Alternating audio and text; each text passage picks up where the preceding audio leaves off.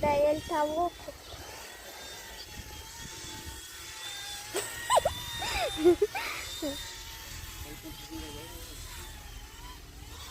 Cadê, meu Deus?